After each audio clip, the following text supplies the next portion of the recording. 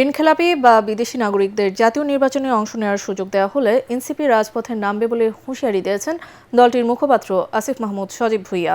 রাজধানীর বাংলা মোটরে এনসিপি কার্যালয়ে আয়োজিত সংবাদ সম্মেলনে তিনি আরও বলেন, নির্বাচন কমিশন পক্ষপাত আচরণ করলে অ্যাকশনে যাবে এনসিপি।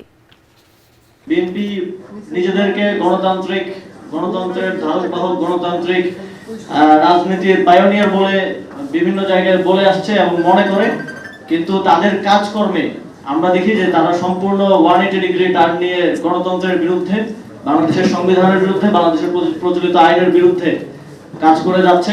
যদি নির্বাচন কমিশন এই ক্ষেত্রে সংবিধান লঙ্ঘন করার কিংবা কোনো ধরনের ইন্টারপ্রিটেশন দেয়ার কিংবা কোনো ফাঁকফোকরের মধ্য দিয়ে তাদেরকে এখতিয়ার বহির্ভূতভাবে তাদের প্রার্থিতা বৈধ করার কোনো চেষ্টা করে, তাহলে আমরা একই সাথে আইনি লড়াই লড়বো এবং একই সাথে রাজপথেও নামবো।